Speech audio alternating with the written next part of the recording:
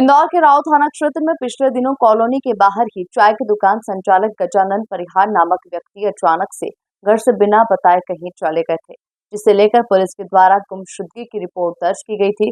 उसके बाद परिजनों के द्वारा तमाम जांच पड़ताल के बाद जंगल में मिले शव के बाद पुलिस ने कुछ संदिग्धों को भी पकड़ा है। दरअसल पूरे मामले में जानकारी देते हुए additional police commissioner Amit Singh के मुताबिक राव थाना क्षेत्र स्थित सिलिकॉन सिटी में रहने वाले गजानन परिहार नामक व्यक्ति का कुछ दिन पहले पुलिस ने गुमशुदगी दर्ज की थी और उसके बाद परिजनों से पता चला कि उनके लाखों रुपए का लेन देन है, जिसके आधार पर पुलिस ने जांच पड़ताल शुरू की तो हत्याकांड से जुड़े सबूत जुटाना शुरू कर दिए।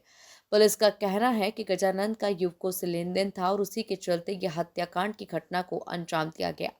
प्रारंभिक रूप से पता चला, जिसके आधार पर 3 से 4 युवकों को पकड़ा गया है। बताया जा रहा है कि पहले गजानन की गला घोंटकर हत्या की गई और उसके बाद पालसूद और चुंदी घाटी के बीच पड़ने वाले जंगल में शव को फेंक दिया गया, जहां से यह बरामद किया गया।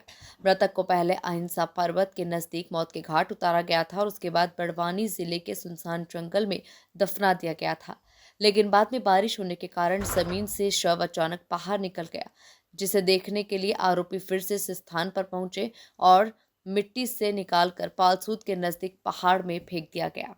वहीं ये भी बताया जा रहा है कि पुलिस से बचने के लिए मृतक का मोबाइल फोन चलती ट्रेन में फेंका गया था ताकि पुलिस उन तक पहुंच न सके, लेकिन पुलिस ने पूरे घटनाक्रम की पड़ताल करते हुए शव को बरामद कर लिया है और पूछताछ की जा रही है। बताया जा रहा है कि 4,50,000 के लेन देन को लेकर इस हत्याकांड की घटना को अंजाम दिया गया।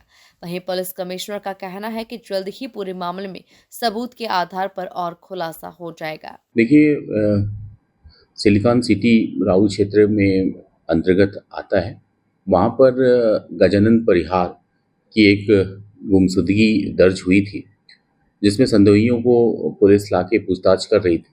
लेकिन इसी बीच बड़वानी के राजपुर थाने से सूचना मिली कि एक व्यक्ति है जिसकी डेड बॉडी मिली है और उसको बोरी में फेंका गया है वहाँ पर और रस्सी से गला घोंटकर उसकी हत्या की गई है।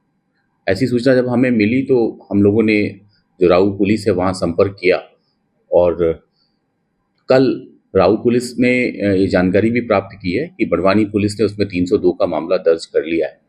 पूछताछ में जो पता चला कि ये पैसे का लेन देन का मामला है। गजानन परिहार के उसके मित्रों से 4.5 लाख रुपए का पैसे का लेन देन का मामला था। ये लोग साथ में गए और पाताल पानी जो ग्रामीण इंदौर का इलाका है वहाँ पर जाकर इन्होंने पार्टी की और उसके बाद पैसे के लेन देन के मामले को लेकर इनमें विवाद हुआ और वहीं पर गला घोंटकर रस्सी से गला घोंटकर इसकी हत्या कर दी। हत्या करने के बाद गजानन परिहार की डेड बॉडी को एक बोरे में उसके मित्रों ने भरा और राजपुर जो बड़वानी जिले का एक थाना है वहाँ जाके इसको डिस्पोज ऑफ कर लिया। हमारे तीनों वरिष्ठ अधिकारी आपस में बात कर रहे हैं। ऑलरेडी बड़वानी में FIR दर्ज हो चुका है। आरोपी हमारी गिरफ्त में है। जल्द ही इस पूरी कड़ी को जोड़ के विधि संबद्ध कार्रवाई की जाएगी। सर, पैसों का लेन देन ही कारण आया? ये निश्चित तौर पे जो मेन कारण हत्या का है वो 4.5 लाख रुपए पैसे का लेन देन का था और ये आपस में मित्र हैं।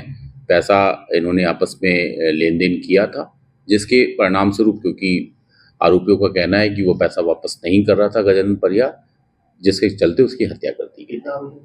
4.5 लाख रुपए के पैसे का लेन देन का मामला अभी प्रकाश में आया है। वेरीफाई करने के बाद स्थिति और स्पष्ट होगी।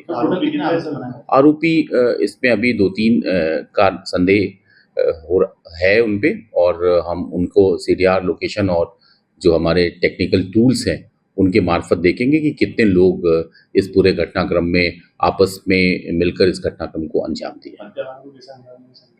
हत्या के क्रम में जैसा मैंने आपको पहले बताया कि रस्सी मिली है गले में रस्सी डालकर घोंटकर उसकी गला घोंटकर हत्या की गई है और बाकायदा जो PM रिपोर्ट है उसमें भी थ्रोटलिंग है, गला घोंटकर हत्या की गई है रस्सी से। रस्सी भी उस डेड बॉडी के साथ बोरे में मिली है। सर, पार्टी बनाने के लिए युवक को ले जाया गया तो उसके बाद भी इस तरीके से निश्चित तौर पे जो प्रथम दृष्टया हमें जानकारी मिली है, पाताल पानी में ये पार्टी बनाने गए थे, आपस में मित्र हैं और उसी क्रम में वहाँ पर पैसे के लेन देन का जो विवाद है उसको लेकर कुछ विवाद हुआ और वहीं पे उसके ही मित्रों ने गजानन परिहार की उसकी गला घोट के हत्या कर दी। सर, प्रारंभिक तौर पर आरोपियों ने कबूल करने में काफी लाश के ठिकाने नहीं बता रहे थे, कहाँ गए, कुछ जानकारी भी दे रहे थे।